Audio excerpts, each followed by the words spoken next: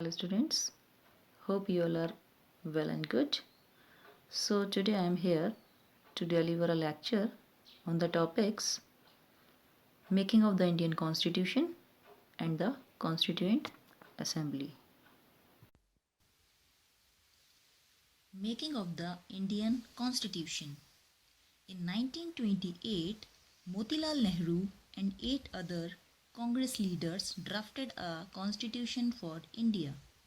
In 1931, the resolution at Karachi session of the Indian National Congress dwelt on how independent India's constitution should look like.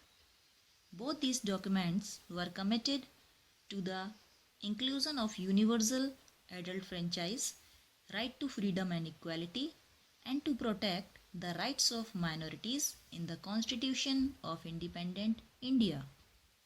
The familiarity with political institution of colonial rule also helped develop an agreement over the institution's design. The experience gained by Indians in the working of the legislative institutions proved to be very useful for the country in setting up its own institution. Indian Constitution adopted many institutional details and procedures from colonial laws, like the Government of India Act 1935. Many of our leaders were inspired by the ideals of French Revolution, the practice of parliamentary democracy in Britain, and the Bill of Rights in the US. The socialist revolution in Russia had inspired many Indians to think of shaping a system based on social and economic equality. So next, we will study about the Constituent Assembly. The drafting of the document called the Constitution was done by an assembly of elected representatives called the Constituent Assembly. Its first meeting was held in December 1946, soon after the country was divided into India and Pakistan.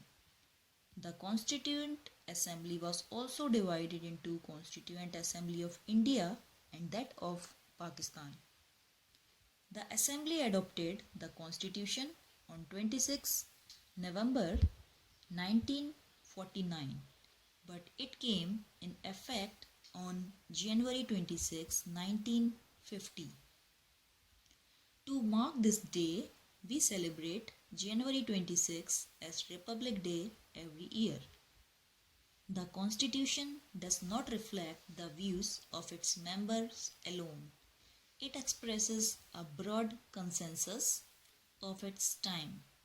No large social group or political party has ever questioned the legitimacy of the Constitution itself. This is an unusual achievement for Indian Constitution. The second reason for accepting the Constitution is that the Constituent Assembly represented the people of India. Constituent Assembly was elected mainly by the member of the existing provincial legislatures. This ensured a fair geographical share of members from all the region of the country. The manner in which the Constituent Assembly worked gives sanctity to the Constitution.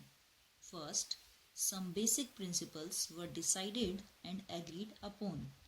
Then, a drafting committee chaired by Dr. B.R. Ambedkar prepared a draft constitution for discussion. Several rounds of thorough discussion took place on the draft constitution clause by clause. More than 2000 amendments were considered. So that's all for today. We'll carry on with our next topics in our next lecture. So, at last, I want to say that you are the person who can change the world. You have a big responsibility to make the world better. I know you can do this very well. All the best, my dear students. Thank you and have a nice day.